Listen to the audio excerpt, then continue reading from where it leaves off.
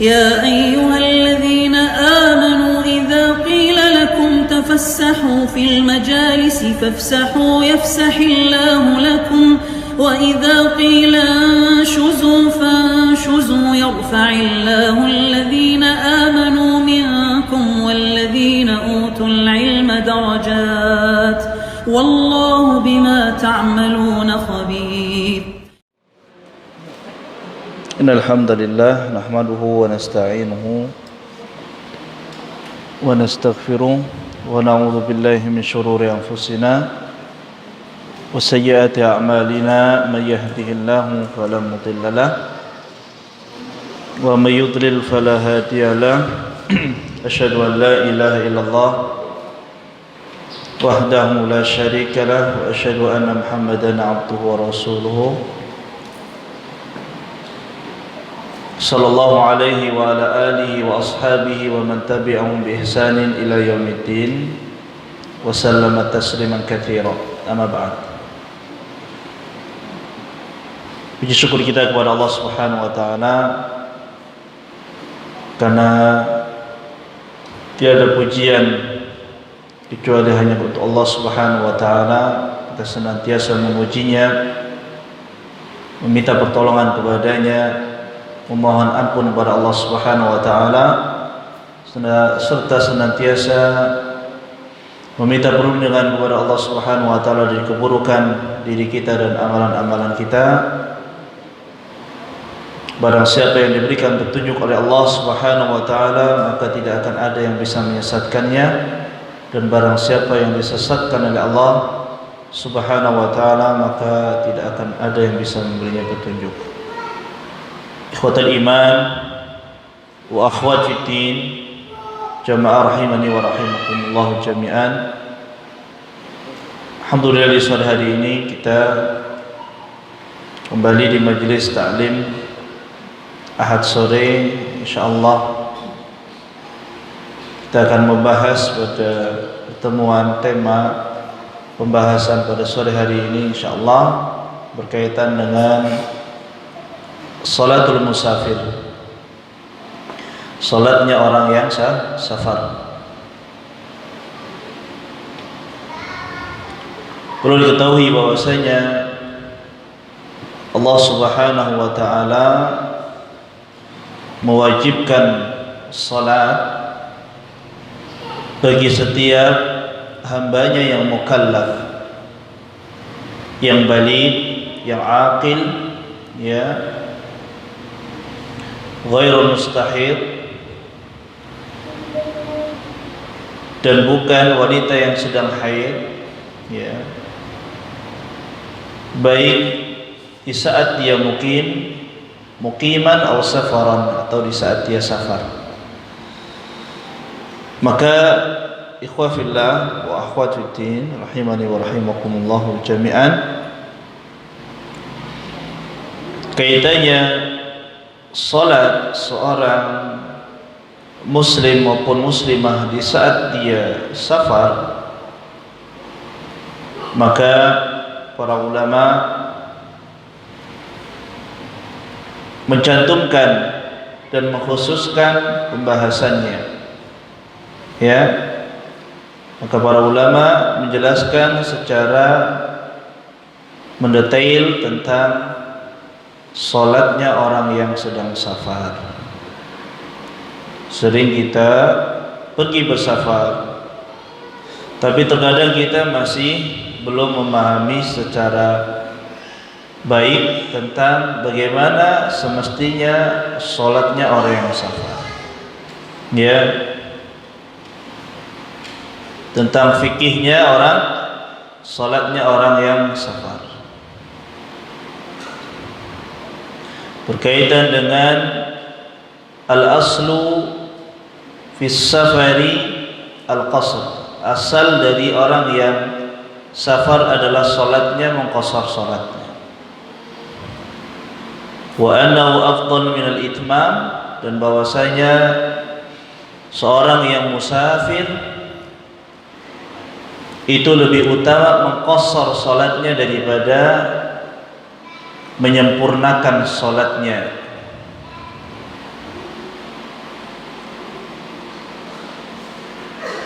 Kemudian juga mafhum pemahaman tentang masafatu qasar as-shalah fi safar, jarak di mana seorang boleh mengqasar salatnya di dalam safarnya,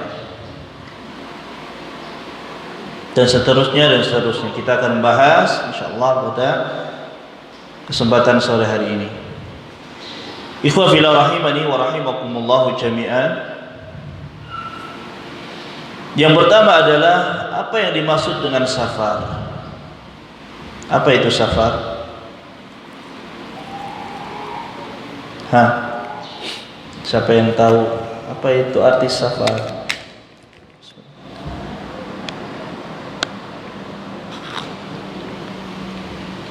Safar itu artinya aslinya menyingkap. Ya, bahasa adalah safar artinya adalah menyingkap.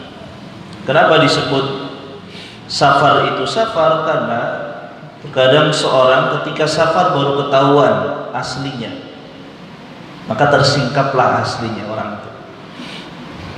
Ya, dia menyingkap aslinya orang itu ketika safar.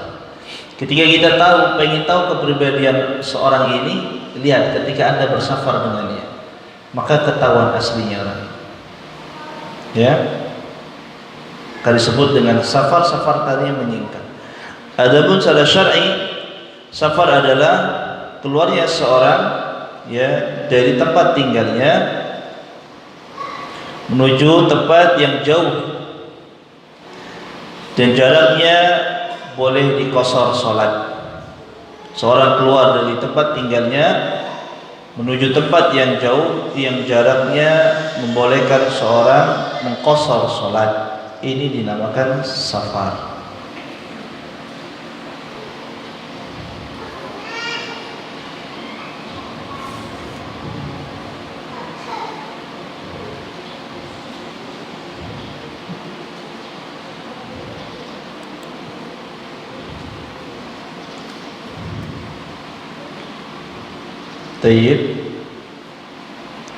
Kemudian ulama menyebutkan tentang macam-macam safar.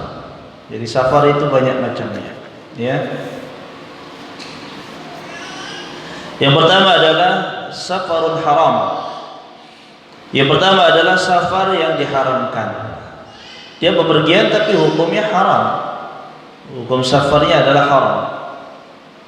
Misal seorang keluar untuk melihat yang haram, untuk jualan yang haram,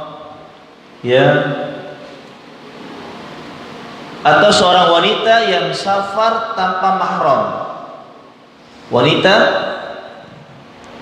pergi bersafar, perjalanan yang dinyatakan itu safar tapi tanpa mahram, sendirian, maka dia safarnya maksiat. Maka dia safarnya apa? Maksiat, haram hukumnya. Yang kedua, safar yang wajib. Apa itu safar wajib? Itu safar untuk menjalankan perkara yang wajib seperti haji yang wajib, atau untuk umrah yang wajib, atau jihad yang wajib. Maka hukum safar tersebut adalah wajib.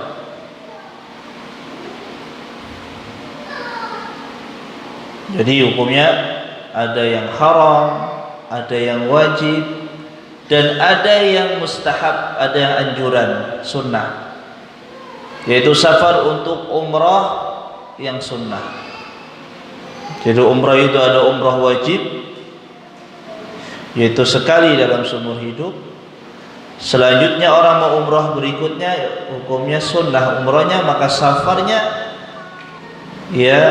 hukumnya mustahab atau sifatnya anjuran, dianjurkan. Begitu juga haji yang kedua kalinya, ketiga kalinya. Nah, yang keempat, safar mubah. Safar yang diperbolehkan, biasa seorang yang safar untuk keperluan yang mubah, untuk belanja misalnya ke Jakarta, ke Tanah Abang misalnya, atau hal yang mubah, wisata misalnya, atau silaturahim misalnya, Ya kan? Silaturahim, yang safar silaturahim bisa masuk dalam jenis safar yang mustahab, yang anjuran. Yang kelima,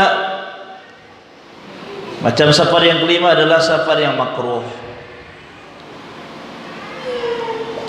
Safar yang makruh, hukumnya makruh. Bagaimana? Yaitu seorang yang pergi bersafar sendirian tanpa ada kawan, kecuali pada urusan-urusan yang sangat mendesak. Perhatikan, safar makruh adalah seorang pergi sendirian. Ini hukumnya makruh. Karena asalnya safar harus dia ditemani, ada kawan. Ya, karena anjuran Nabi SAW agar seorang safar tidak sendirian.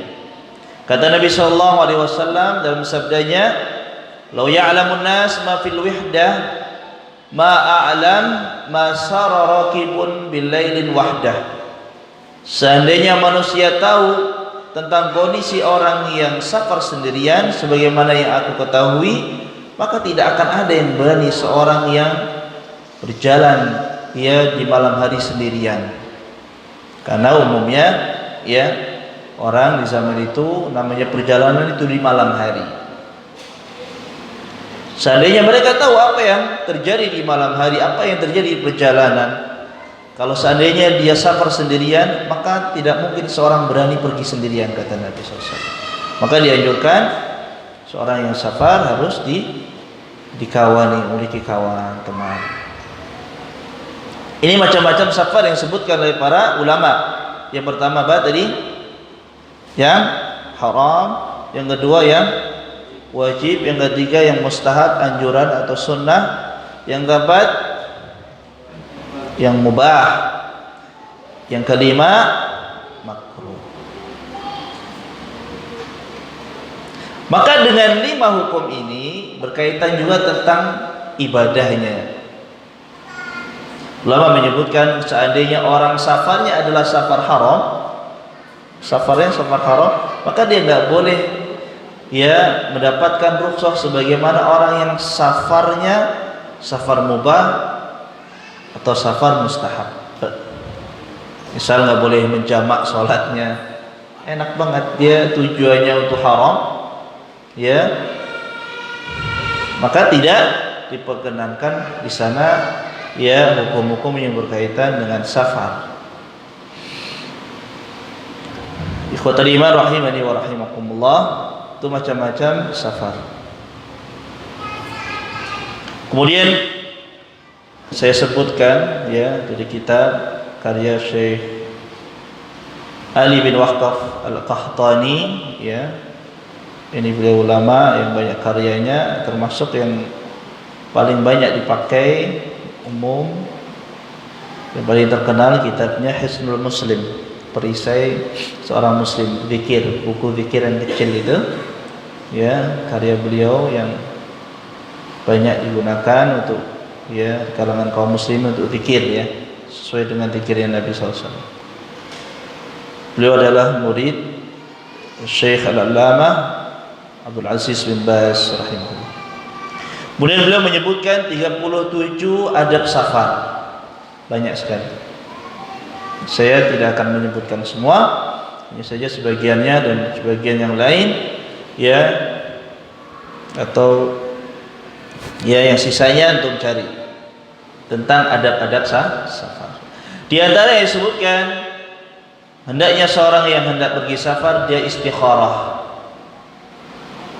yaitu beristikharah kepada Allah Subhanahu wa taala, yastakhirallah, agar Allah memberikan kemudahan, terutama di saat waktu, kemudian untuk memilih waktunya, kemudian untuk mencari kendaraannya, yang ketiga untuk mencari temannya, istikharah. Sebagaimana antum ketahui, istikharah itu bagaimana? Seorang yang berdoa setelah sholat 2 rakaat kemudian membaca doa istikharah. Allahumma inni astakhiruka bi'ilmik wa astaqdiruka biqudratik fa innaka ta'lam wa la a'lam wa innaka taqdir wa la taqdir wa innaka allamul ghuyub. Thumma dzakara hajatahu, kemudian dia menyebutkan hajatnya untuk apa, seterusnya. Itu seorang harus hafal doa ini, karena banyak urusan kita dan kita hendaknya istikharah setiap urusan kita, termasuk ketika safar ya, pergi mau berpergian, maka hendaknya seorang istikharah. Salat 2 rakaat kemudian istikharah. Cari waktu. Siapa yang tahu waktu apa yang disunahkan untuk pergi safar? Hari Kamis, ya. Nabi SAW biasa pergi, dan banyak riwayat, dan bahkan jarang Nabi SAW pergi selain di hari Kamis. Jadi beliau ya dengan sunnah fi'liyah, sunnah yang perbuatan Nabi SAW menunjukkan bahwasanya Nabi SAW memilih waktu yang utama untuk seorang pergi safar, yaitu di hari Kamis, ya, di hari Kamis di pagi hari, di hari Kamis di pagi hari, ya.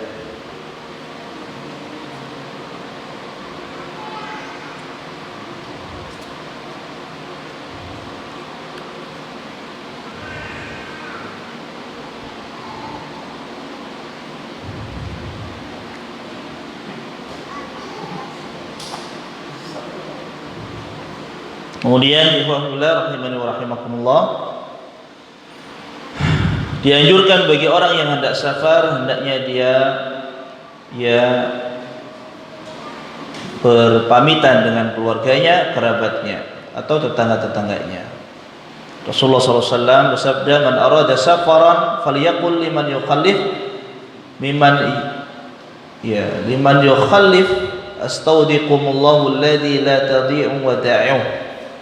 Barang siapa yang hendak pergian, maka hendaknya dia mengucapkan kepada orang yang ditinggalkannya dengan ucapan astaudi'ukumullah alladzi la tadhi'u wada'uh. Aku nitipkan engkau atau kalian kepada Allah yang mana Allah tidak akan menyia-nyiakan titipannya. Wa kana Nabi sallallahu alaihi wasallam yuwaddi ashabahu idza arada ahaduhum safaran. Ya, dan Nabi SAW biasa mengucapkan wada'an, perpisahan, ya, untuk sahabatnya yang hendak pergi safar dengan doa astaudi'ullaha dinaka wa amanataka wa khawatim amalik. Aku menitipkan engkau kepada Allah, agamamu, ya, amanahmu, dan penutup amalan-amalan. Ini doa-doa ketika safar. Kemudian orang-orang yang liman talaba minhu ayyusiyahu minal musafirin, orang-orang yang mau meminta wasiat kepada orang-orang yang hendak ditinggalkan, maka hendaknya berikan wasiat kepadanya atau berikan doa kepadanya dengan doa zawwadaqallahu taqwa. Semoga Allah berikan engkau berbekalan takwa atau menambahkan takwa, wa ghafara dzambak, dan mengampuni dosa-dosamu, wa yassara lakal khaira haitsu ma kunt, dan semoga Allah akan memudahkan engkau kebaikan dimanapun engkau berada. Hakada.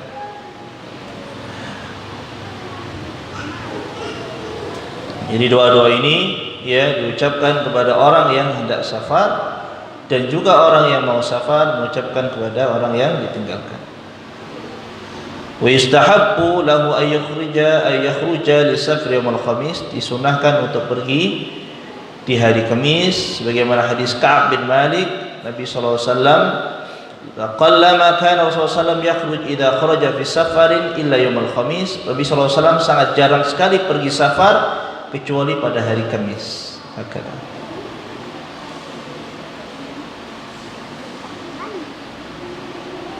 Dan seterusnya, masih banyak sekali, ya. Ada 38.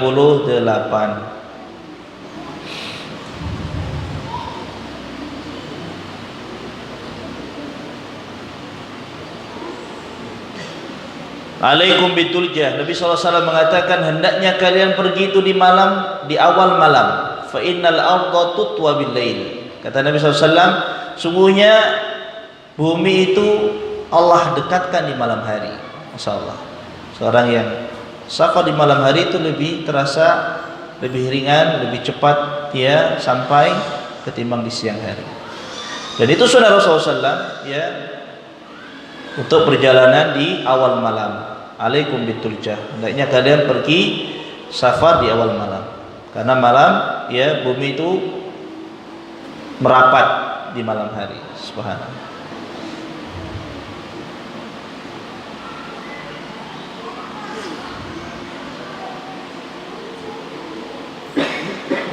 Kemudian hendaknya dia menjauhkan diri dari berbagai macam kemaksiatan. Ya, janganlah dia melukai orang dengan lisannya, dengan tangannya, atau dengan, ya, menggunakan kendaraan ugal-ugalan, ya, kebut-kebutan, bikin macet dan seterusnya. Jauhi itu. Wa yuhafid ala jami'il wajibat, dan menjaga segala jenis hal-hal yang wajib. Naam. Menjaga salatnya, ya, pada waktunya. Menjaga hal-hal yang wajib di saat dia safar. Wa yatakhallaq bil khuluqil hasan. Kemudian juga hendaknya dia berakhlak dengan akhlak yang baik di saat dia safar, ya, mempergauli manusia dengan akhlak yang hasan, yang baik, seperti sabar, pemaaf, ya, lemah lembut, bijaksana, santun, tawadhu, ya, adil, berbuat zuhud, wara, dan seterusnya. Samhah, pemaaf, ya, al-wafa, memenuhi janji, dan seterusnya. Jadi hal-hal yang akhlak al-karimah, al-akhlak al-hasanah. Tayyib, kita langsung pada bahasan tentang qasar.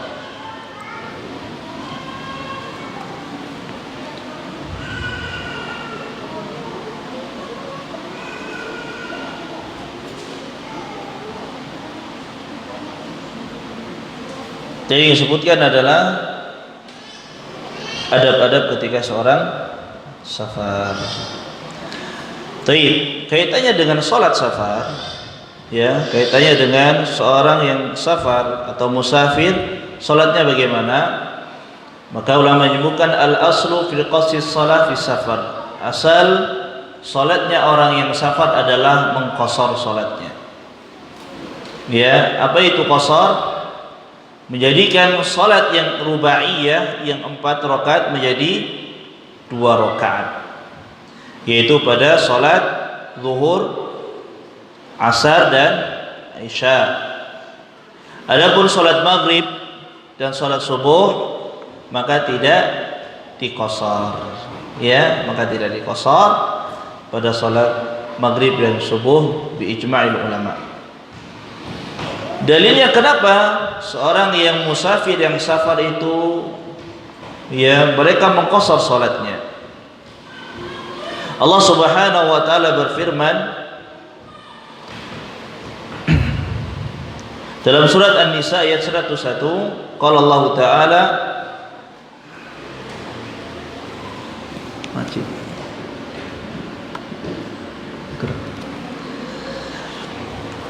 wa idza darabtum fil ardi falaysa 'alaikum junahun an taksuru minas shalah. Dan apabila kalian bepergian, maka tidak masalah atau diperbolehkan bagi kalian untuk mengqasar salat, ya. Maka dari sini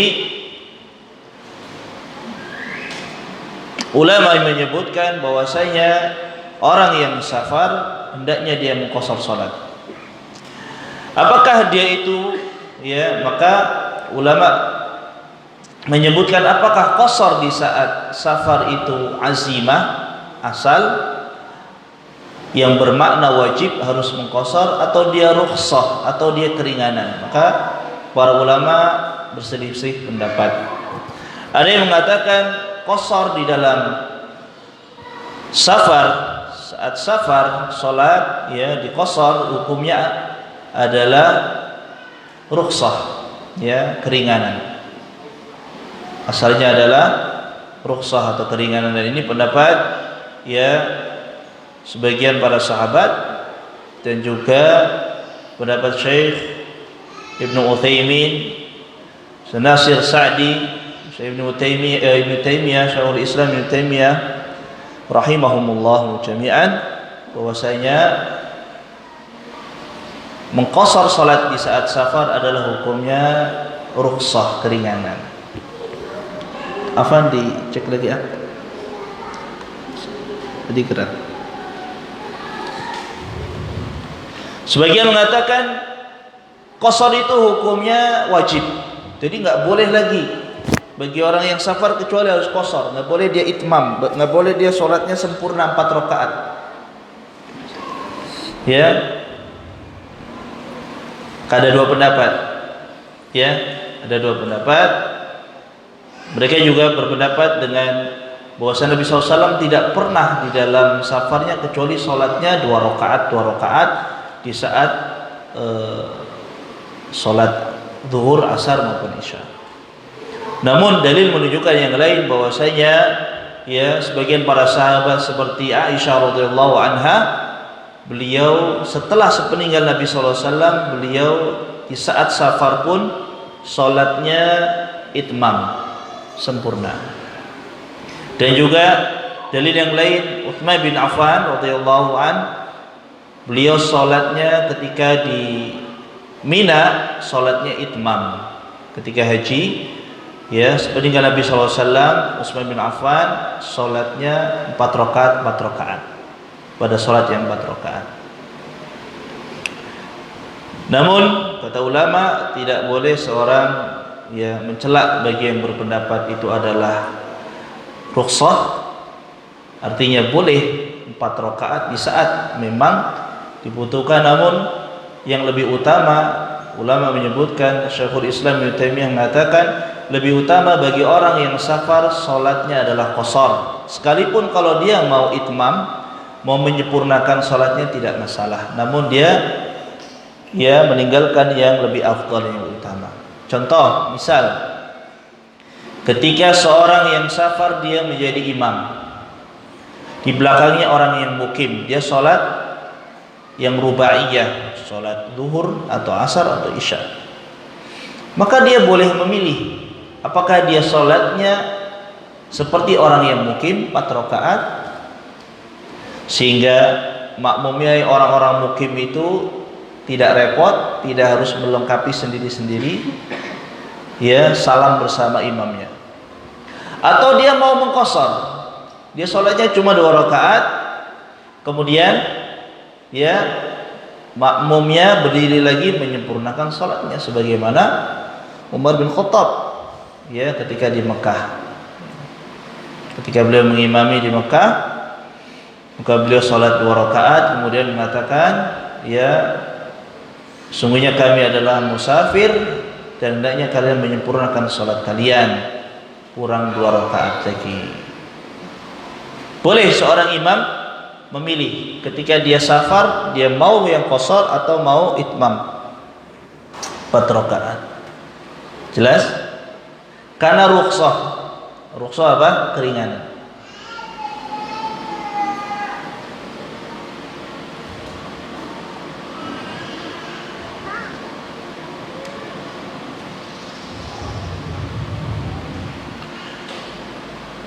Rasulullah sallallahu alaihi wasallam ya mengatakan, shadaqatun tasaddaqallahu biha alaikum faqbalu sadaqatah.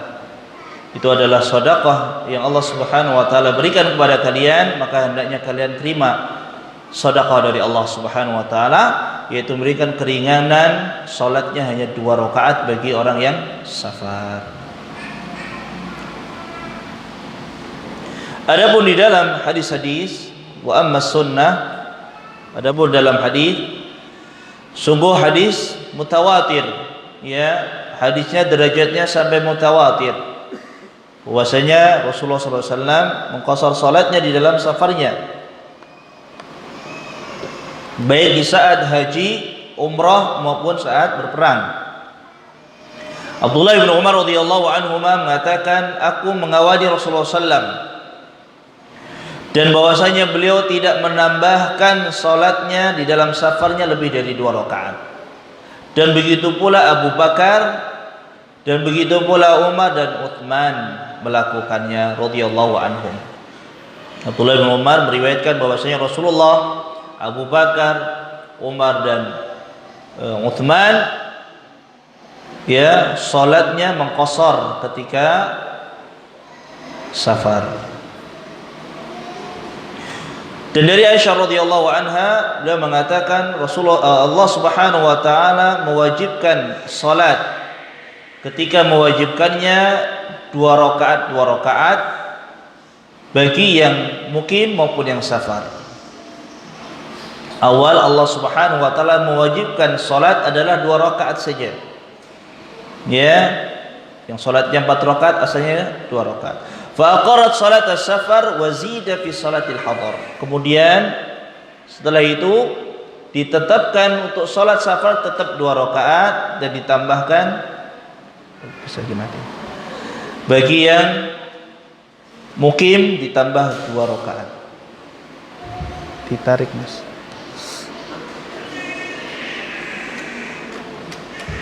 Ya. Agak kurang cocok sama kipas saya ini. Afwan.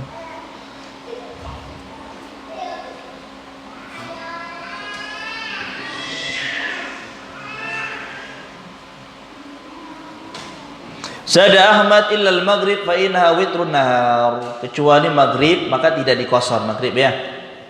Karena dia witir, karena dia ganjil. Wa illa subha, dan kecuali subuh, ya. Jadi maghrib dan subuh tidak ada qasar. Yang mengqasar salat, yang bisa diqasar salat adalah yang 4 rakaat.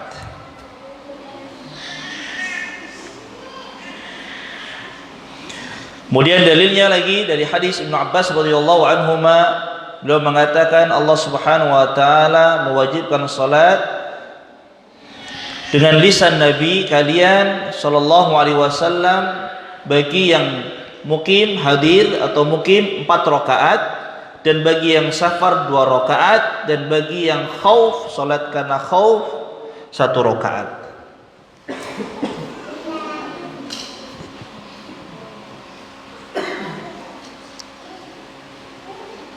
Itu hadis-hadis ya tentang menukilkan tentang safar. Adapun ijma', dalil yang ketiga adalah ijma' setelah Al-Qur'an, kemudian hadis, maka yang ketiga adalah konsensus, kesepakatan. Ya, faqad ajma'a ahlul ilmi ala anna man safara safaran taksuru fi mithlihi shalah. Sungguh telah sepakat para ulama atau ahlul ilmi, barang siapa yang safar, ya, yang safar safaran taksuru fi mithlihi shalah, pada safar yang dia dibolehkan untuk mengqasar salat, ya, seperti haji, umrah atau jihad, lahu ayyaqsura rubaiyah fayusalliha rak'atain, maka hendaknya baginya boleh pada salat-salat yang 4 rakaat dia mengerjakannya cuma 2 rakaat. Wa ajma'u, dan mereka sepakat ala an la yaqsira fil maghrib wala fi salatis subh, tidak boleh mengqasar salat maghrib atau salat subuh. Salat maghrib tidak ada qasarnya, tidak bisa jadi 1,5 rakaat, atau subuh jadi 1 rakaat, tidak, ya. Ini banyak yang nanya, ya, unik juga, ya. Sering, ya, dulu kajian awal-awal banyak mahasiswa atau teman-teman nanya, kalau maghrib di qasar nggak bisa? Ya enggak, gimana qasarnya, saya tanya. Jadi 1,5, ya nggak bisa. Jadi jelas kesepakatan para ulama bahwasanya yang bisa diqasar adalah yang 4 rakaat menjadi 2 rakaat, adapun maghrib dan subuh tidak diqashar.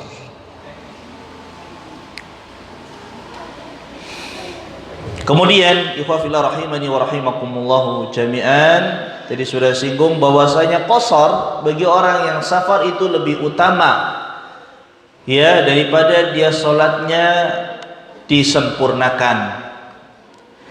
Dia mengqashar itu lebih utama daripada dia menyempurnakan. Hanya saja tadi boleh, dia mau menyempurnakan boleh. Karena rukhsah keringanan. Ya. Adapun yang berpendapat dia itu kewajiban atau azimah, maka berdosa. Seorang yang sebagai ulama mengatakan berdosa orang yang safar sholatnya 4 rakaat. Karena dia berpendapat wajib.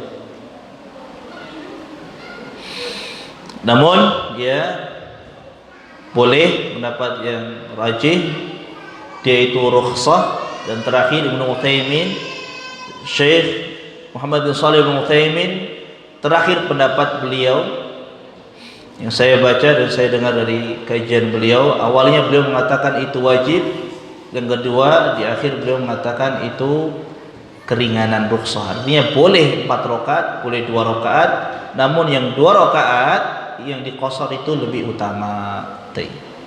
Kenapa? Dalilnya Rasulullah SAW mengatakan innallaha yuhibbu an tu'ta rukhsahu kama yukrahu an tu'ta ma'siyatah. Sungguhnya Allah lebih menyukai ya agar seorang itu mengambil keringanannya sebagaimana Allah membenci seorang mendatangi kemaksiatan kepadanya. Baik.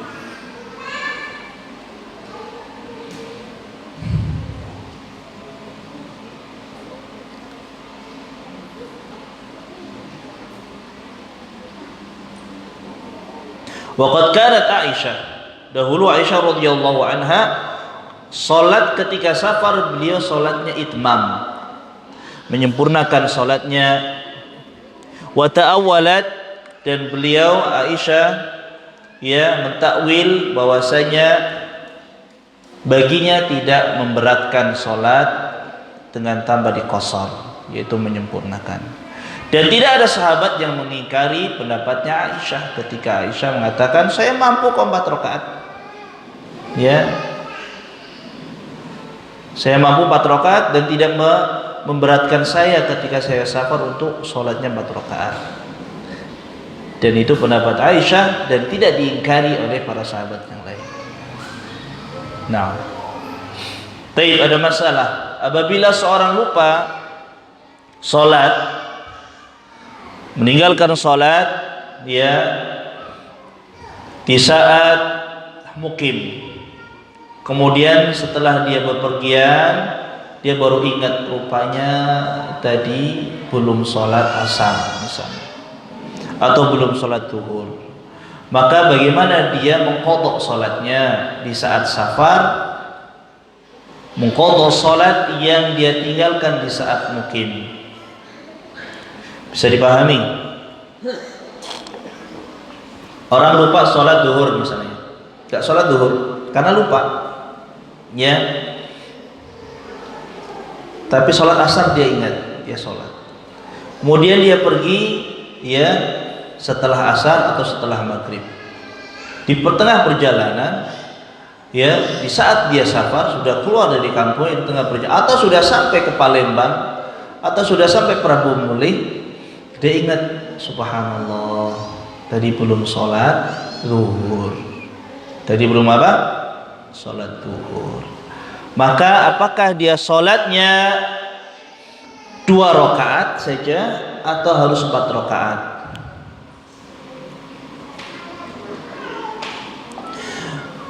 Maka Imam Ahmad ya rahimahullah, beliau berpendapat alaihi itmam ihtiyatan, hendaknya dia sholatnya 4 rakaat. Hendaknya dia sholatnya 4 rakaat, dan ini pendapat Imam Ahmad dan Imam Syafi'i dan Imam Malik, jumhur ulama. Ya, meskipun dia sudah safar, karena yang ditinggalkan adalah saat dia sholatnya di saat dia mukim, maka dia mengqadhanya Di saat dia di perjalanan atau safar, mengqadha salat yang dia tinggalkan di saat mukim tetap dengan 4 rakaat, tidak boleh diqashar.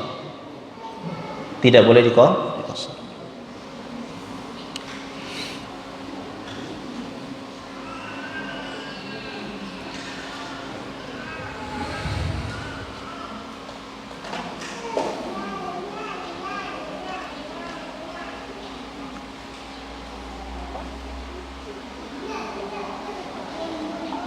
Sadisan yang keenam, masalah yang keenam tentang jarak qashar, dibolehkan qashar salat. Jarak dibolehkan qashar salat, ya.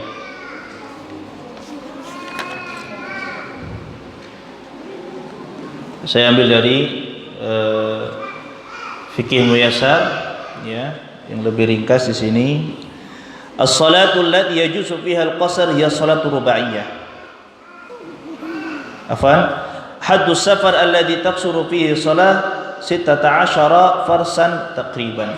Jarak yang perjalanan yang boleh seorang mengqashar salatnya yaitu apabila jarak perjalanan yang sudah sampai 16 farsakh. Ya, 16 farsakh ini sama dengan 48 mil. 1 mil berapa? Berapa kilometer? 1,6 kilometer. Dikali 16 kurang lebih keluar 76 sampai 80 kilometer. Baik.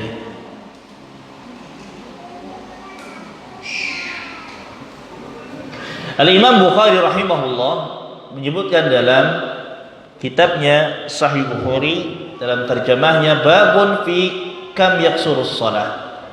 Bab berapa seorang yang boleh mengqashar salat, jarak tempuhnya berapa? Wa samma Nabi sallallahu alaihi wasallam yauman wa lailah safaran. Sedangkan Nabi sallallahu alaihi wasallam menyebutkan perjalanan sehari semalam itu disebut dengan safar. Wa kana Ibnu Umar wa Ibnu Abbas radhiyallahu anhum yaqsirani wa yuftirani fi 4 burdin wa yasittatu 10 farsakh. Yaitu Abdullah bin Umar dan Abdullah bin Abbas biasa mengqashar salat dan berbuka puasa, artinya tidak berpuasa di bulan Ramadan pada perjalanan yang ditempuh selama 4 burud. 4 burud itu sama dengan 16 farsakh. Barid atau burud itu dulu namanya barid. Barid itu artinya pos, ya. Dahulu orang ngirim pos namanya barid. Bahasa Arabnya pos itu barid. Ya. Jadi surat dahulu itu dikirim melalui perjalanan kuda. Ya, perjalanan kuda. Cek. Perjalanan ini tidak berhenti, ya. Dalam sehari itu 2 kali saja. Jadi sehari itu ada 2 barid, ada 2 pos. Kalau 2 hari maka 4 pos, gitu. Dan setiap dari pos ke pos yang lain itu jarak tempuhnya adalah 4 farsakh. Dan 1 farsakh itu 3 mil. Begitu. Maka tadi ketemu hitungannya adalah 16 farsakh atau kurang lebih adalah 48 mil atau dihitung menjadi 80 kilo. Nah, itu hitungan mereka. Qala Al-Hafidz Ibnu Hajar rahimahullah babun fi qasas shalah. Tapi saya ringkas saja. Wa bil amyali 48 milan wa huwa ma yuqaribu 8 km. Jarak tempuh atau safar dikatakan safar apabila sudah sampai 48 mil atau sama dengan 80 km. Nah, wa hiya yaumani qasidani fi zamani mu'tadil. bisiril athqal wa dabibil aqdam wa sama dzalika wa sama Nabi sallallahu alaihi wasallam yauman wa lailah safaran, yaitu perjalanan yang sedang, ya, jarang berhenti perjalanan tersebut, makanya bisa dihitung berapa kilonya. Dan Nabi sallallahu alaihi wasallam menyebutkan safar itu perjalanan sehari semalam. Wa kana Ibnu Abbas bin Umar yaksirani wa yuftirani fi arba'ati burd wa hiya 16 farsakh. Ibnu Abbas disebutkan dalam riwayat, dan Ibnu Umar mereka mengqasar salat pada jarak tempuh 16 farsakh atau kurang lebih 80 kilo. Kalau 80 kilo maka ulama sepakat itu adalah sudah safar. Nah, sini Prabu Muli berapa kilo misal? Ada 80 kilo? Lebih. Maka ke Prabu Muli safar. Ke Pagar Alam sampai enggak? Tidak. Taib, kita akan sebut itu.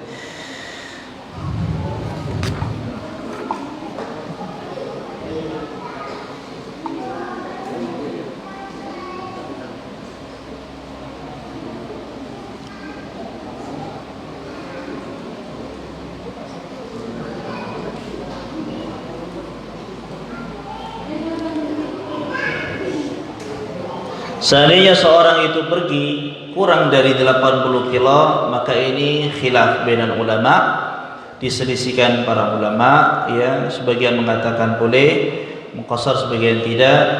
Namun ulama seperti Ibnu Taimiyah, ya, kemudian Ibnu Baz, Ibnu Utsaimin, Ibnu Nasir As-Sa'di dan yang lainnya mengatakan dikembalikan kepada uruf atau kebiasaan atau adat setempat, ya, karena mereka berpendapat tidak ada dalil yang menunjukkan bahwasanya Nabi SAW menentukan jarak tempuh safar, ya, jarak tempuh safar. Nabi SAW tidak menyebutkan jaraknya, hanya tadi diambil dari kesimpulan perjalanan sehari dan semalam. Sehari semalam itu perjalanan kurang lebih 80 kilo kalau di zaman itu. Kalau sekarang berarti dihitung 80. Kalau kurang dari itu maka dikembalikan kepada urf, kebiasaan. Kebiasaan bagaimana? Kebiasaan dikatakan masyarakat seorang itu sudah bepergian, yang apabila dia sudah membawa perbekalan, ya, yang apabila seorang sudah membawa perbekalan maka dia boleh mengqasar salat. Syekh Abdul Aziz bin Baz, ya, menyebutkan namun di zaman ini hendaknya seorang lebih berpendapat dengan pendapat jumhur ulama yang menetapkan bahwasanya safar itu tidak kurang dari 80 kilo kurang lebih. Kenapa? Karena pada hari ini di mana di zaman banyak kendaraan yang cepat seperti mobil dan seterusnya. Karena ada sebagian pendapat seperti Ibnu Hazm, ya, Zahiri, ya, mazhab Zahiriyah berpendapat seorang boleh safar cuma dengan jarak tempuh 3 mil, kurang lebih cuma 5 kilo saja. Seandainya ini dipraktekkan maka banyak orang yang nggak puasa. Kalau bulan Ramadan dia pergi ke sana 5 kilo, dari Pagarsari ke sini 7 kilo, dia bisa buka karena dikatakan safar. Maka ghairu mundhabit, kata ulama atau Syekh Abdul Aziz bin Baz, maka yang ditetapkan ulama yang 80 kilo itu lebih tepat. Nah, kecuali bagi mereka yang paham betul, ya, tentang dalil, ya, Ibnu Taimiyah memberikan keluasaan bagi mereka yang betul-betul paham tentang dalil, maksud dari dalil, maqasid syariah, maka boleh dia mengqasar salat dikurang 80 kilo apabila dia mengembalikan kata safar atau definisi safar kepada uruf atau kebiasaan suatu daerah. Kalau misalnya orang Lahat mengatakan ke Muara Enim safar walaupun jaraknya belum 70 kilo, buktinya dia pasti bawa dompet, ya kan, kemudian bawa apa lagi? berbekalan, tidak tangan kosong, maka dinamakan safar. Nah, maka dinamakan safar secara uruf, secara kebiasaan adat istiadat. Bahkan sebagian juga ulama menyebutkan seandainya orang itu turun gunung yang jaraknya cuma 15 kilo misalnya, tapi dia harus butuh orang gunung ke kota aja harus bawa perbekalan ya, dia bungkus nasi misalnya dan seterusnya butuh perbekalan, maka dia yu'adu safaron, maka dia safar dan boleh mengqashar salat. Jadi kurang dari 8 kilo, khilaf ulama, dikembalikan kepada urf, kepada kebiasaan adat istiadat masyarakat setempat. Apabila seorang pergi ke Kikim itu safar, maka katakan safar. Kalau orang mengatakan pergi ke mana? Muara Enim, safar. Mengatakan ke Pagar Alam, safar. Selesai. Mau pergi kemana? Pergi ke Pagar Alam. Pergi, betul-betul pergi, dia ganti baju, ya, bukan sekedar pakai sandal jepit, nggak pakai bawa dompet, nggak bawa perbekalan apa-apa, nggak mungkin, ya. Orang pergi Pagar Alam tanpa bawa perbekalan, dia butuh perbekalan, maka dia disebut dengan safar. Itu uruf namanya, atau kebiasaan.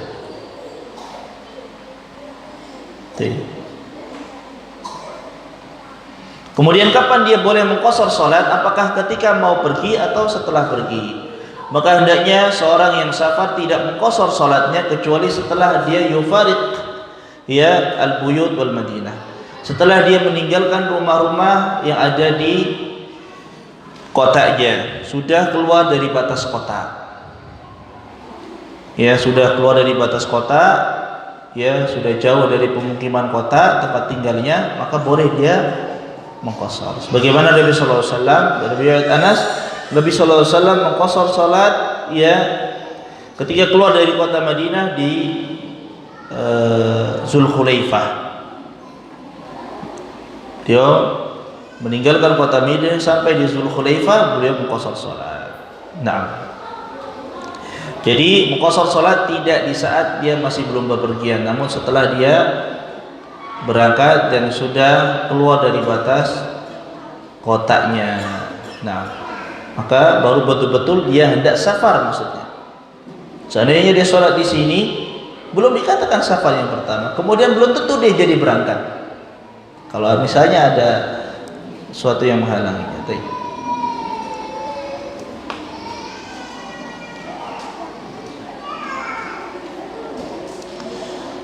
Iqamatus safar alladhi yaksuru fiha shalah. Yang kedelapan, berapa lama seorang boleh mengqashar salatnya ketika dia safar? Ini juga masalah khilaf yang panjang. Ya, di antara ulama mengatakan, jumhur ulama mengatakan, Hanabilah, Syafi'iyah dan Malikiyah mengatakan 4 hari. Ya, berdasarkan dari Nabi sallallahu alaihi wasallam ketika haji wada, beliau ya mengqashar salat sampai 4 hari saja. Ya, di hari Ahad beliau sampai ke Mekah, Senin, Selasa, Rabu, Kamisnya beliau tidak mengqashar salat lagi. Maka di hari kelima seorang yang safar, di hari kelimanya dia mukim ya, atau turun atau sudah sampai di tempat tujuannya di hari kelimanya, maka dia tidak mengqashar lagi, dengan catatan dia sudah menentukan berapa hari dia akan tinggal di sana. Contoh, seorang pergi ke kota Palembang, jaraknya safar tidak? Safar lebih dari 200 kilo, betul? Maka dia berhak untuk mengqashar salat. Rukhsah bagi dia mengqashar salatnya. Dia niatkan di sana 10 hari. Dia niatkan berapa hari? Misalnya dia niat, saya mau urusan saya selesai ya cuma 10 hari atau 6 hari barangkali. Maka di hari 1, 2, dan 3 dan 4 dia masih boleh mengqashar salat. Di hari yang kelima, ke-6 dan seterusnya dia tidak boleh mengqashar salat, dia itmam, dia menyempurnakan salatnya ya apabila dia salat sendiri. Apabila dia salat sendiri. Yang kedua, apabila seorang yang safar tapi tidak yujmi'un niyah, tidak meniatkan untuk berapa hari, menentukan harinya, maka dia boleh mengqashar salatnya sampai urusannya selesai. Sebutkan Nabi sallallahu alaihi wasallam pernah mengqashar salatnya lebih dari sampai 16 hari. Dalam riwayat lain sampai 21 hari. Apa yang membedakan ini? Ulama mengatakan yang membedakan Nabi SAW ketika haji wada, Nabi SAW sudah menentukan berapa harinya. Sedangkan dalam riwayat lain Nabi SAW di perang Tabuk, beliau lebih dari 4 hari mengqashar salat sampai 16 hari, karena beliau belum menentukan berapa hari selesai peperangan tersebut. Jadi kalau kita pergi safar ke Jakarta misalnya, tapi urusannya nggak selesai-selesai, kita nggak tentukan berapa hari, maka kita boleh tetap mengqashar salat sampai urusan kita selesai. Sampai sini paham, ikhwah, tentang qashar?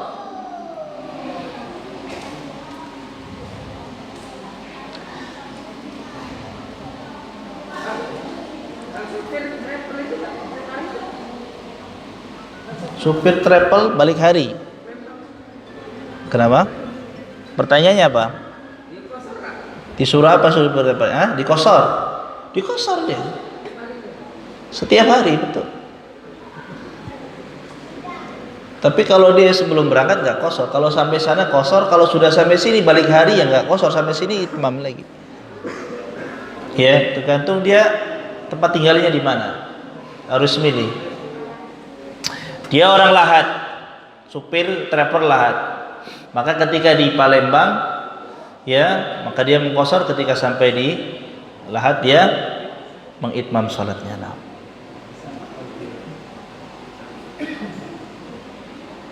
Tayyib. Fadlan. Kalau misalnya nih kita berombongan berangkat. Kemudian kita sampai di tempat yang mana ini agak meragukan karena ada di ambang batas, seperti misalnya contoh pagar alam. Nah ini agak ambang batas ini sekitar 80-an, kurang lebih 80-an, dan ini ada yang itu kurang, karena kalau ada yang di Google Maps itu kadang kurang, kadang lebih, tergantung pagar alamnya di daerah pagar alam yang mana. Nah, yang biasa terjadi adalah Ana mendapatkan informasi berbeda, apakah khususnya di antara rombongan ini, apakah ini sudah masuk safar atau belum.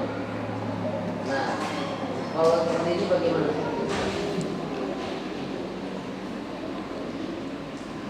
Tayyib, dalil-dalil tentang jarak safar itu dalilnya sangat banyak dan tidak ada penentuan jarak.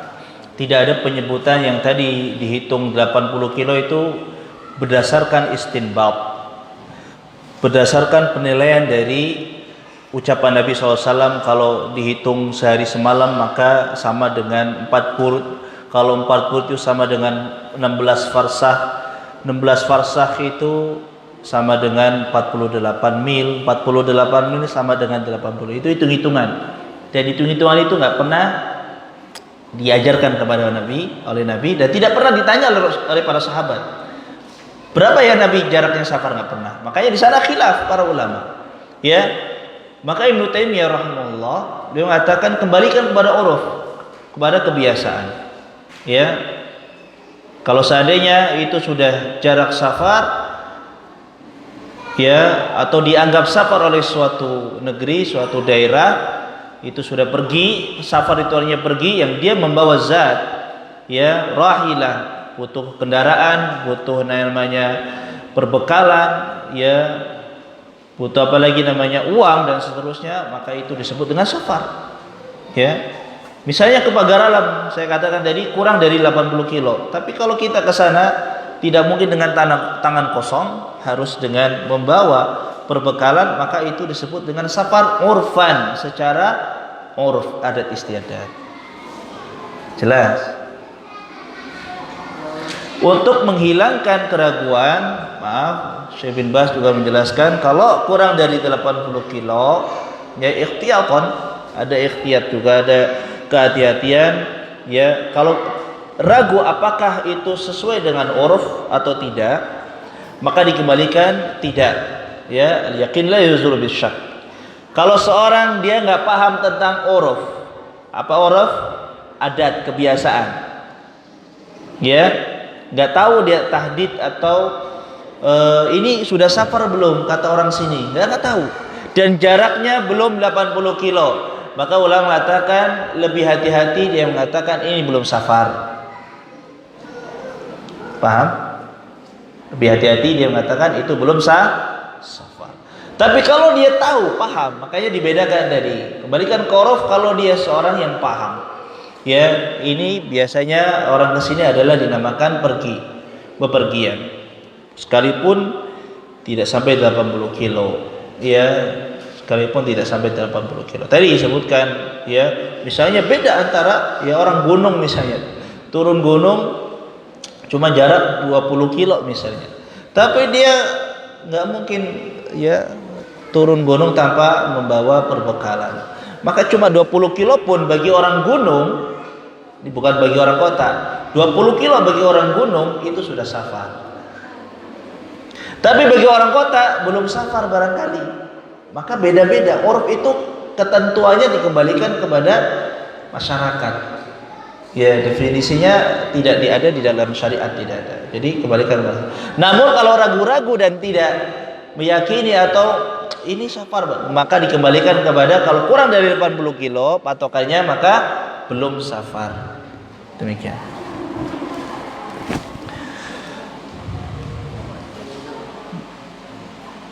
Taib.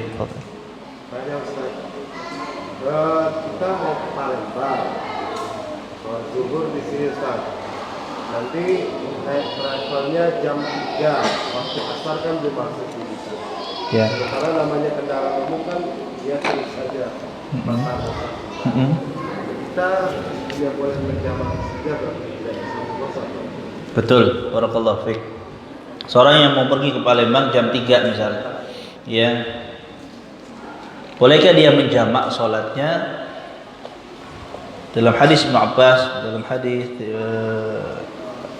Anas bin Malik radhiyallahu anhu, bahwasanya Nabi sallallahu alaihi wasallam, dan hadis Ibnu Abbas juga, bahwasanya Nabi sallallahu alaihi wasallam apabila berangkatnya qabla zawal, safarnya itu sebelum zuhur, waktu zuhur, maka beliau akan menjamak sholat menjadi jamak takhir, yaitu menggabungkan sholat zuhur dengan sholat asar di waktu asar. Namun kalau dia berangkatnya sudah masuk sholat zuhur, ya, sudah masuk sholat zuhur nih, tadi ibu bapak berarti berangkatnya waktu zuhur, tapi asar belum masuk, sedangkan nanti di perjalanan asar itu mereka nggak berhenti, maka ya dalam hadis ini juga menyebutkan Rasulullah SAW kalau setelah zawal, setelah masuknya zuhur, maka beliau sholatnya di jamak takdim. Kalau sebelum zuhur di jamak takhir di waktu asar, bisa di saat sampai tujuan atau di perjalanan. Kalau sudah masuk zuhur jam 3 masih waktu zuhur dan belum masuk asar, maka dia menjamak sholatnya. Kapan menjamak sholatnya? Ketika hendak pergi, bukan ketika di awal waktu. Bukan di habis sholat zuhur langsung jamak nanti karena mau pergi, tidak. Karena tidak ada syarat dan tidak ada dalil jamak itu harus alat tawali, harus bergandengan, harus bersambung, dah. Boleh dia di akhir. Ya. Jadi kapan sholat asarnya? Ketika jam 3 mau berangkat, sebentar lagi saya sholat dulu betul-betul mau berangkat. Baru dia sholat asar di waktu sholat zuhur, dan itu sebut dengan jamak. Jamak. Tidak boleh mengqasar karena belum safar. Kecuali Anda sudah jalan, bukan pakai travel, pakai mobil sendiri, ya, sudah keluar sampai Merapi misalnya, sudah nggak kelihatan Lahat, ya, selamat tinggal Lahat, sudah nggak kelihatan. Batas kota itu kan, sudah lepas dari sana sampai mana lah? Oh, masih banyak. Kota Raya, mana orang Kota Raya? Ada orang Kota Raya. Iya, sampai Kota Raya katakan, udah keluar deh. Boleh dia di sana sholatnya kosong, karena sudah dihukumi dia safar. Sekalipun belum sampai pada tujuan, tapi dia sudah dikatakan sedang berpergian, tapi harus melewati batas kota. Ya, sebagaimana hadis Umar bin Khattab radhiyallahu anhu. Ya, beliau sholatnya ketika meninggalkan ya batas kota. Dan riwayat Ali bin Abi Thalib juga ketika di Kufah, beliau meninggalkan sholatnya setelah meninggalkan Kufah atau rumah-rumah di Kufah. Tayyib. Bagaimana kalau kita memang habis zuhur nih mau berangkat? Kita mau berangkat, mungkin pakai kendaraan sendiri boleh, kita harus memanfaatkan zuhur. Maka sholatnya sholat jamak takdim. Langsung ya, sholatnya sholat duhur dengan asar di jamak takdim ya, langsung setelah sholat duhur kemudian dia berangkat. Tahan dulu pertanyaan, sholatul muqim khalfal musafir sahihah. Sudah disinggung, sholatnya orang mukim di belakang orang yang safar, yang boleh safarnya safar yang mubah. Maka dia yang mukim ketika yang imamnya 2 rakaat sholatnya karena dia qashar, maka dia menyempurnakan. Atau imamnya juga boleh 4 rakaat, tidak masalah juga. Nah, kemudian sholat musafir khalfal mukim sahihah. Sholatnya orang yang safar di belakang orang yang mukim. Bagaimana sholatnya? Maka dia mengikuti imam yang mukim. Imam yang mukim sholatnya 4 rakaat, maka dia harus 4 rakaat ketika jadi makmum, sekalipun dia cuma dapat tasyahud. Sekalipun dia sampai sholat isya misalnya, ikut sholat jamaah di masjid, orang mukim tentu yang imam, biasanya mukim ya, sholatnya 4 rakaat, jelas orang mukim sholatnya nggak qashar, 4 rakaat, kemudian cuma dapetin tasyahud akhir. Berapa rakaat dia sholat isyanya? Berapa rakaat Pak? 4 rakaat. Harus 4 rakaat. Nah, kalau dia ya, kata Nabi SAW, innama ju'ilal imam liyutamma bih, fa idza kabbara fakabbir, wa idza raka'a farka'u. Imam itu dijadikan untuk diikuti. Kalau Anda berimam dengan orang mukim, maka ikuti sholatnya. Kalau dia itmam sempurna, maka itu sholatnya sempurna. Tidak boleh seorang yang ya dia safar nih, boleh qashar, kemudian dia sholat di belakang imam yang mukim. Imamnya sudah dapat 2 rakaat. Imamnya dapat 2 rakaat. Maka dia masuk sholat di rakaat ketiga dan keempatnya imam. Apakah dia boleh salam bersama imam atau tidak? Hah? Boleh enggak? Boleh enggak dia niat qashar? Tidak boleh. Bagi yang safar, sholat di belakang imam yang mukim tidak boleh niat qashar. Tidak boleh dia ikut salam bersama imam. Dia sholatnya cuma 2 rakaat, tidak boleh. Dia harus tambah 2 rakaat, sempurnakan. Dan itu ijma', ya, sepakat, tidak ada khilaf. Subhanallah.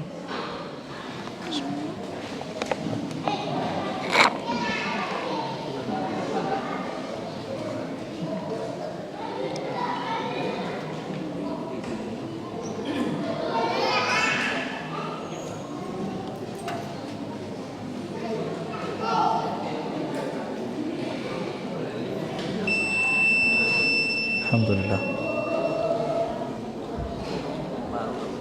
Cek. Baik, labas.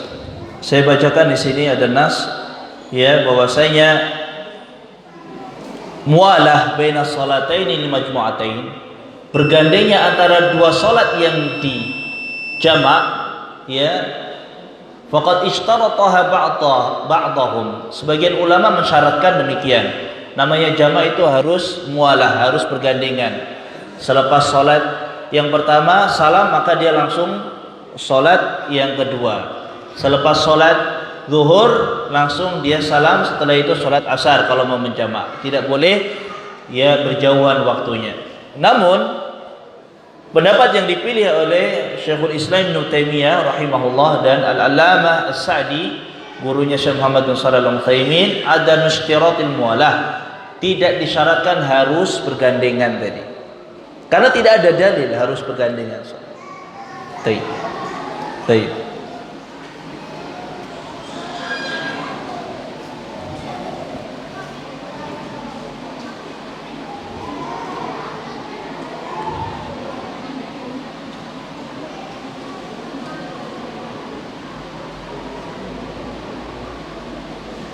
Kemudian jamak, tadi qasar, sekarang jamak. Masya Allah waktunya memang harus daurah ini. Dan itu sudah saya singkat-singkat, ya. Perhatikan jamaah rahimani wa rahimakumullah. Jamak itu ketentuannya berbeda dengan qasar. Ya, ketentuannya berbeda dengan qasar. Tidak setiap yang qasar boleh menjamak. Tidak setiap yang qasar boleh menjamak. Ya, karena jamak kaitannya dengan udzur. Kenapa orang yang safar boleh menjamak? Karena ada udzur. Ketika dia udzur, safar itu biasanya sulit ya, nyari airnya sulit, capek, lapar dan seterusnya, maka ini masyaqqah, udzur karena kesulitan, ya. Al-masyaqqatu tajlibu taysir, dalam kaidahnya apabila ada kesulitan maka ada kemudahan, ya, ada pilihan lain, yaitu dengan menjamak. Maka tidak setiap orang yang safar itu menjamak salat, terutama apabila inkana nazilan. Ulama apabila dia sudah sampai tujuan turun, sudah sampai tujuan, sudah sampai rumah yang dituju, kantor yang dituju atau tempat yang dituju, maka hendaknya lebih utama dia sholatnya pada setiap waktunya. Nah, lebih utama dia sholatnya qasar di setiap waktunya masing-masing, tidak menjamak kecuali apabila ada kesulitan. Jadi tidak setiap yang safar itu ya boleh menjamak, dan lebih afdal sholatnya di setiap waktunya namun qasar, sholat sendiri.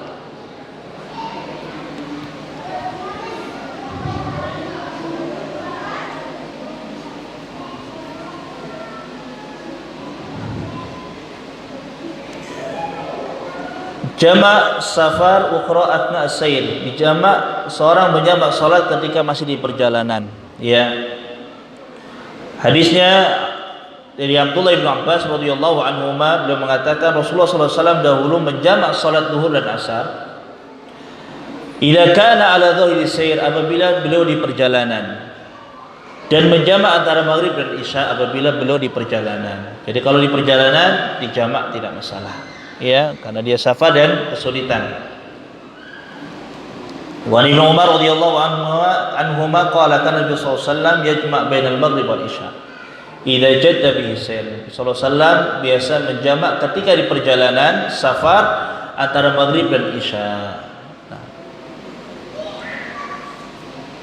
ini dalil-dalil tentang jamak. Kemudian jamak juga boleh bagi orang yang sakit, ya. Orang yang sakit, al-marid, ya, boleh menjamak salatnya, ya. Jadi tidak harus kaitannya dengan safar. Orang yang sakit, tentu orang yang kesulitan.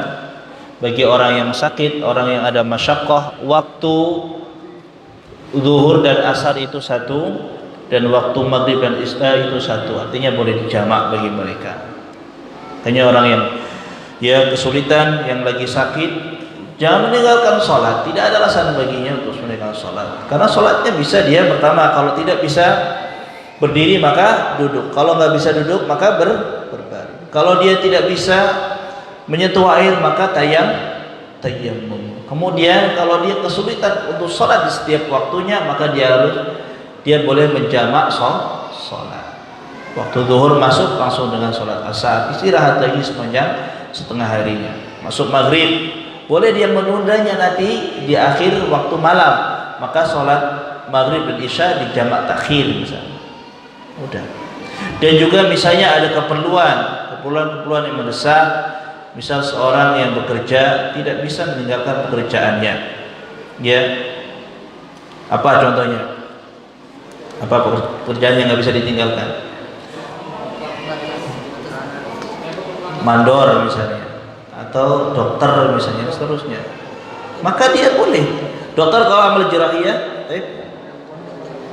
ya dokter bedah sahih. Kalau dia lagi operasi maka waktunya butuh 4 sampai 5 jam misalnya, maka akan ketinggalan maghrib dan isyanya kalau mulainya habis asar. Maka dia boleh menjamak takhir nanti sholat maghribnya di waktu sholat isya, di akhir waktu sholat isya, di pertengahan malam. Tidak dikosor kalau dia tidak jamak, tidak safar. Kosor kaitannya cuma dengan safar. Adapun jamak lebih umum dari kosor. Jamak itu lebih umum dari kosor, ya. Dia bisa boleh orang yang safar, boleh orang yang sakit, orang yang sibuk, orang yang kesulitan. Dan juga dalam hadis Ibnu Abbas, Rasulullah SAW menjamak salat min ghairi matarin, min ghairi khaufin wala matar. Nabi SAW juga terbiasa menjamak tanpa ada rasa takut atau karena bukan hujan. Ulama menyebutkan, maka dari sini menyebutkan bahwasanya ketika Rasulullah SAW mempraktekkan, ya, dan tujuannya li'an la yuhayrij ummatahu, agar tidak menyulitkan umatnya, beliau biasa menjamak saat tidak ada rasa takut atau bukan karena hujan. Artinya di saat hujan pun beliau menjamak, ya, di saat hujan pun beliau menjamak sholatnya, karena termasuk dari alasan-alasan boleh menjamak sholat. Ya, barangkali itu yang bisa saya sampaikan, ya. Tentu masih banyak sekali kekurangan karena kita bahas satu kitab, ya, satu buku, ya, kurang lebih ya, pasti banyak yang ketinggalan. Barangkali ada yang ditanyakan, mungkin nanti dari pertanyaan melengkapi. Ya, yang jelas tadi sudah disebutkan tentang safar, adab safar, kemudian tentang qasar, ketentuan qasar bagi orang yang safar, menjamak, jamak takdim, ada jamak takhir, jamak takdim, yaitu menggabungkan 2 salat di awal waktunya, zuhur dan asar di salat zuhur, waktu zuhur. Jamak takhir adalah menggabungkan 2 salat di akhir salah satu dari waktunya, misalnya jamak zuhur dan asar di waktu asar, dan begitu. Atau maghrib dengan isya. Adapun subuh bisa dijamak tak? Tidak. Subuh tidak bisa. Dia waktunya sendiri, ya, waktunya sendiri. Taib, apakah memang ada doa salat jamak dikarenakan kita sangat sibuk, misalnya kerjaan atau seorang sedang ujian? Nah, boleh, ya. Kalau memang ada urusan, ya, ada ujian misalnya dan seterusnya, boleh dia menjamak, ya.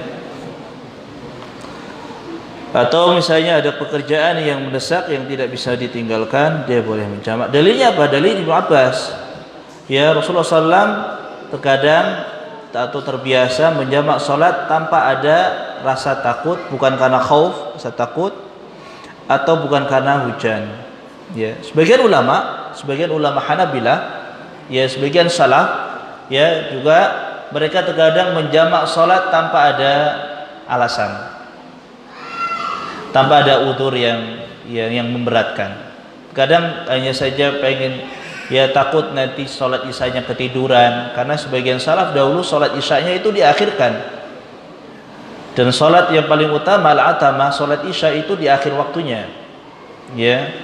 Bisa jam 9, jam 10 sholat isya itu baru jamaah, maka khawatir, ya, nggak bisa bangun malam, boleh menjamak. Cuma sekedar karena khawatir atau karena ujian misalnya. Sebagian thalibul ilm boleh ya dia menjamak.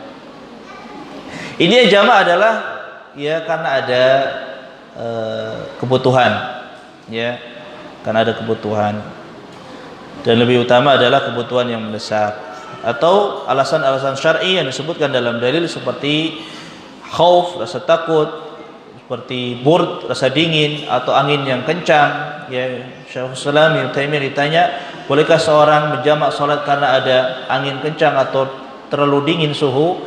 Maka beliau mengatakan boleh ya, bahkan di waktu wahal, di waktu perjalanan itu sangat becek, licin, sangat berbahaya.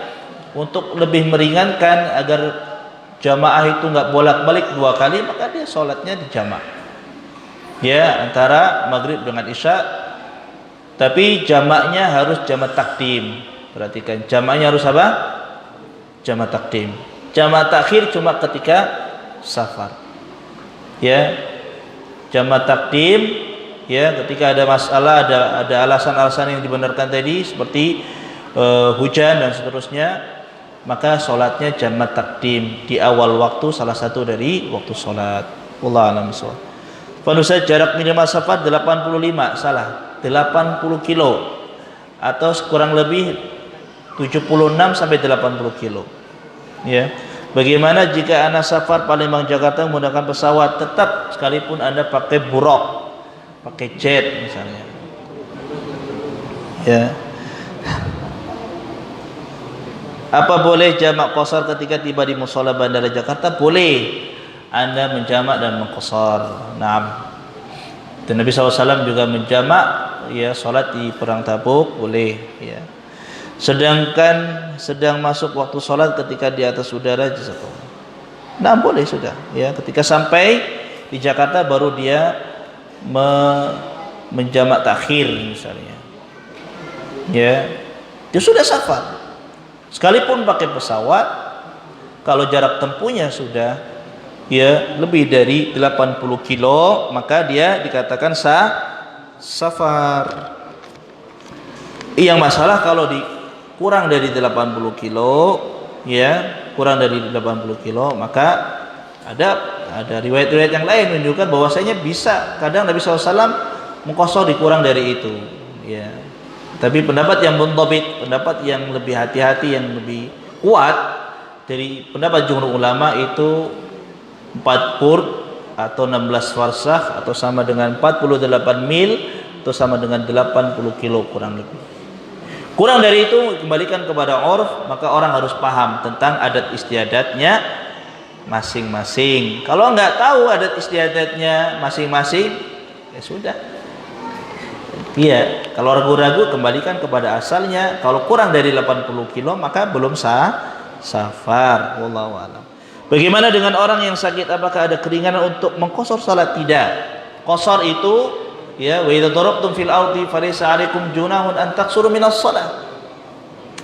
Ya, dalam surah Nisa 101. Qasar khusus ya, Allah Subhanahu wa taala memberikan keringanan rukhsah itu bagi yang safar saja qasar. Adapun orang yang sakit tidak mengqasar. Tidak mengqasar, tapi dia boleh menjamak salat. Ya, jamak qasar tidak boleh. Jamak qasar itu bagi orang yang safar saja. Salat jamak dan ya mengqasar kemudian menjamak salat itu kondisi bagi yang safar. Selain itu cuma boleh menjamak. Kemudian tadi ya, orang yang safar pun lebih utama dia sholatnya ketika sudah nazil, sudah turun tenang, gak ada urusan, gak ada yang dikhawatirin, makan sudah disiapin atau yang terusnya, sudah di tempat keluarganya ya, tidak ada yang direpotkan, maka sholatnya pada waktu-waktunya, tapi sholatnya qasar, ringan sholatnya pada waktu. Kalau misalnya ada repot sedikit, maka jamak qasar, mudah. Tapi lebih utama dia di setiap waktunya masing-masing tabah menjamak. Tayyib. Cukup barangkali? Ya, ini dulu Pak Asep, kemudian Pak Pur lanjut. Siapa lagi? Satu lagi? Mas Eko 3, cukup. Tayyib. Langsung ditanya masing-masing. Fadhal.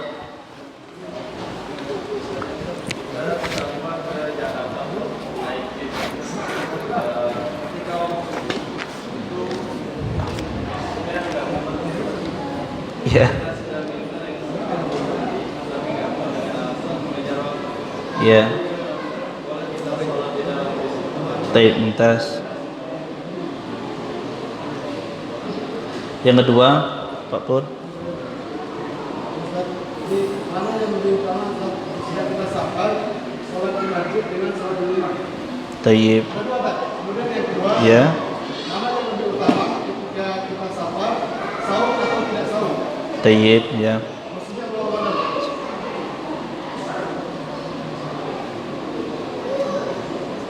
Ketiga. Tentang? Aywa, mumtaz. Ayo barakallah. Mumtaz barakallah. Baik, 3 pertanyaan di akhir penghujung kajian kita. Ibu-ibu sabar. Ibu udah gelisah ibu-ibu ini. Selesai Ustaz bahasnya.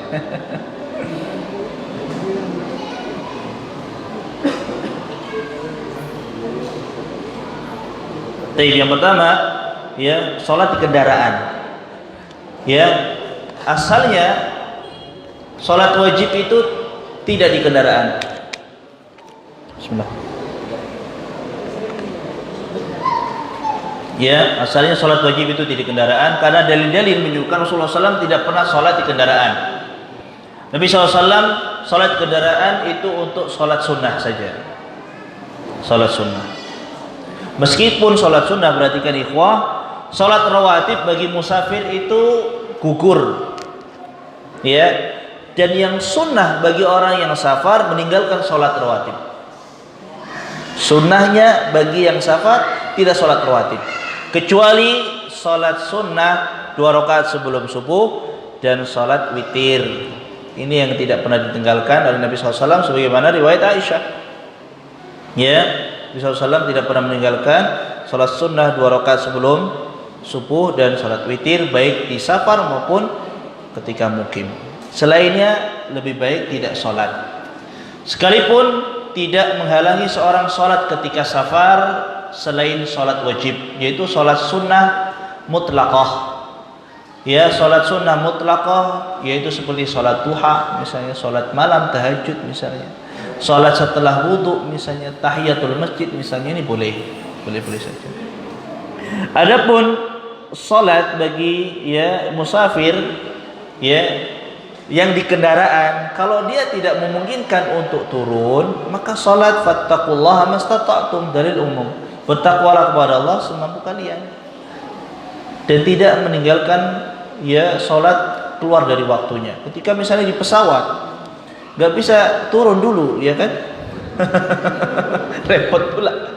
Ya sholat di pesawat. Kalau dia bisa berdiri maka berdiri. Kalau tidak bisa berdiri maka gugur kewajiban berdiri. Ya, kalau dia bisa menghadap kiblat maka menghadap kiblat. Kalau tidak bisa menghadap kiblat, gugur kewajiban menghadap kiblat. Tetap asalnya sholat fardu, sholat wajib itu ya rukun-rukunnya apa? Dia berdiri, ya kan? Berdiri itu rukun. Kalau sholat sunnah tidak, sunnah saja berdiri. Bagi sholat sunnah hukumnya berdiri sunnah. Karena Nabi SAW sholat sunnah sering duduk, bahkan sambil naik onta. Tapi ketika beliau hendak takbiratul ihram menghadapkan ya ontanya untuk takbir menghadap kiblat, baru terserah ontanya mau menghadap kemana perjalanannya. Itu sholat sunnah menghadap kemana? Ya, fa aina ma tuwallu fatamma wajhullah. Kemanapun Anda menghadap, itulah wajah Allah akan angkat, ya. Kalau di pesawat, di kereta, di mobil, kalau mampu menghadap kiblat, menghadap kiblat. Kalau tidak mampu, sudah nggak masalah. Gugur kewajiban menghadap kiblat. Kalau mampu berdiri, berdiri.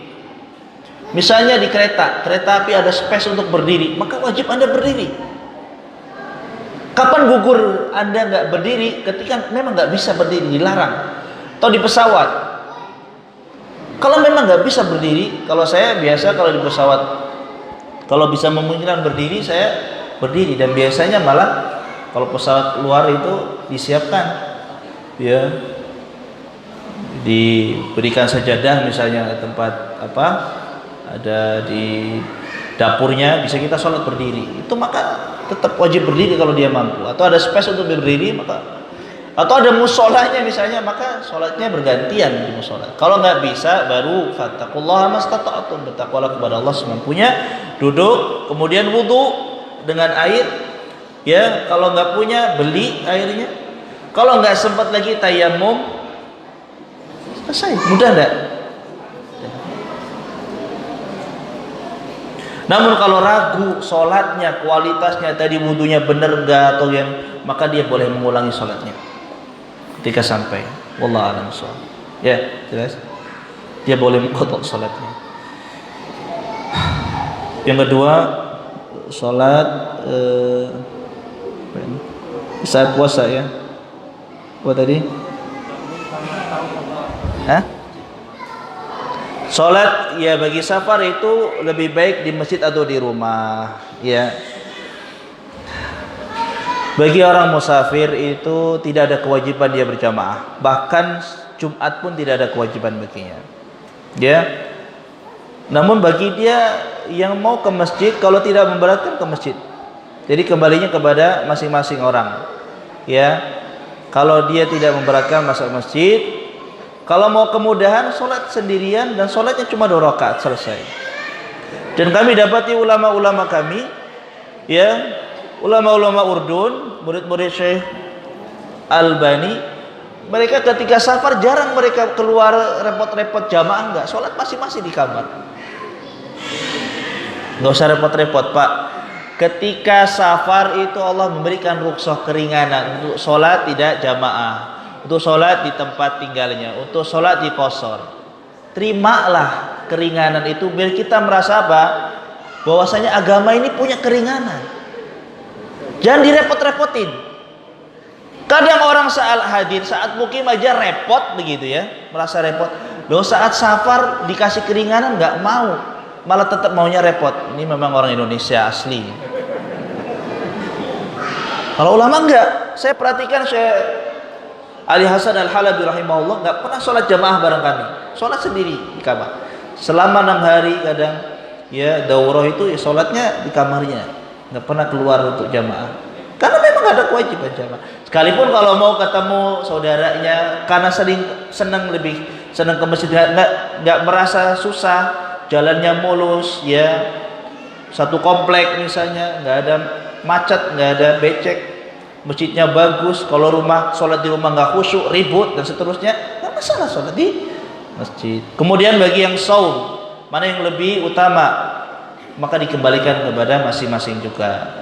Nabi SAW pernah melihat orang yang ya kesulitan di saat safarnya karena puasa, maka Nabi SAW mengatakan laisa min birri mim siyami mim safar. Dengan logatnya orang ini, bahasa Arabnya laisa min birri mim siyami mim safar. Ini bukan logat ya orang Quraisy, tapi begitu. Saya dengar ada riwayat mengatakan lafadznya. Tidak ada kebaikan bagi orang yang safar itu berpuasa. Lihat orang yang ya safar capek hatta yudhal, sampai dia dipayungi karena kepanasan kehausan, sudah mau sekarat mempertahankan puasa. Nabi cela orang ini. Tidak ada kebaikan bagi orang yang safar yang seperti ini kondisinya untuk berpuasa. Adapun orang yang kuat, zaman Nabi SAW ada ketika mereka berperang, ada yang sebagian ya dalam riwayat Umar, sebagian kami ada yang berpuasa, sebagian kami ada yang tidak berpuasa. Tapi tidak ada yang mencela orang yang berpuasa mencela yang tidak berpuasa, atau orang yang tidak berpuasa mencela orang yang berpuasa. Tidak saling mencela, dia masing-masing tergantung kekuatan masing-masing. Tapi sekalipun kalau tidak puasa itu rukhsah, ya. Tapi kalau dia merasa sulit mengqadha salatnya, puasanya di luar Ramadan, ya karena kesibukan, karena repot dan seterusnya, ya sudah. Kalau dia mampu, nggak apa-apa, dia tetap puasa agar tidak ada utang qadha. Begitu ya. Wallahu a'lam bishawab. Yang ketiga, kategori tentang hujan yang boleh dijamak. Sebutkan dalam Al-Mughni Ibnu Qudamah rahimahullah mengatakan wal matarul mubih lil jama', dan hujan yang diperbolehkan untuk menjamak 2 salat, huwa mayubal at-thiyab, itu yang membasahi pakaian, hujannya basah. Wa tulhaqul masyaqqa bil khuruj fih, kemudian kesulitan ketika orang keluar, Sulitan bagaimana? Kan Ustaz ada payung. Ya ente kalau punya payung, kalau nggak punya payung pinjam dulu. Kalau payungnya nyimpan kemana cari dulu, susah nggak? Susah. Jadi artinya nggak kebiasanya lah. Hujannya deras yang sampai membasahi, kemudian susah kalau keluar. Ini yang boleh seorang menjamak sholatnya hujan seperti ini. Wa amma at-til wal matar al khafif, adapun cuma gerimis alladzi la yubalu thiyab, yang enggak sampailah basah kuyup, fala yubih, maka kata Ibnu Qudamah tidak diperbolehkan menjamak salat. Wa thal kal matar, kemudian hujan turun salju juga sama hukumnya seperti hujan air, ya. Di annahu fi ma'nahu kadzalikal burd, kemudian juga ada kondisi dingin. Baik. Jelas ya insyaallah ya. Kalau hujan deras, enggak masalah kita menjamak salat, ya. Dan kita merasakan keringanan. Ya, ada rukhsah. Dan sunnah itu dipraktekkan. Sunnah itu ketika kita punya ilmu dipraktekkan. Ya. Biar apa? Biar sunnah ini hidup dan enggak terasing. Orang itu jarang-jarang orang sholat jamak karena hujan. Di kampung-kampung bahkan di kota-kota jarang. Kita yang tahu ilmunya kita praktekkan. Kalau kita ngimamin, sebelumnya kita kasih tahu ke jamaah kita sholat ya menjamak motor, ya. Atau suatu ketika kita kasih penjelasan kepada warga kalau kita imam. Ada hadisnya, antum cari riwayatnya banyak. Ya, Syekh Masyhur Hasan Salman memiliki kitab khusus untuk pembahasan jamak motor, menjamak saat hujan. Ya, bahkan bukan saat hujan saja, saat licin saja, bukan karena hujan, karena becek jalanan repot. Cuma orang kita ini memang sukanya repot. Cuma kayak gitu, baik. Cuma dekat, baik. Padahal kalau kita praktekkan sunnah itu, kita akan merasakan Allah itu Maha Rahmah, Allah Maha Penyayang, Allah Maha memberi kemudahan, ya kan? Dan itu saat-saat kita mendapatkan rasa rahmat Allah, ya, si sayangnya kemudahan dari Allah. Dan itu sunnah Nabi, tidak ada yang menyalahkan. Wallahu a'lam bishawab. Baik ikhwah, alhamdulillah ya, sedikit banyak itu yang bisa saya sampaikan. Meskipun badan kurang fit, saya maksa-maksain, kepala ngenyut-nyut, tapi alhamdulillah bisa nyampein apa kadarnya. Mudah-mudahan itu berfaedah, bermanfaat bagi kita semua. Kurang dan lebihnya saya mohon maaf. Wabillahi taufiq wal hidayah. Wassallallahu Muhammadin wa ala alihi washabihi ajmain. Subhanakallahumma wa bihamdik, asyhadu an la ilaha illa anta, astaghfiruka wa atubu ilaik. Wassalamualaikum warahmatullahi wabarakatuh.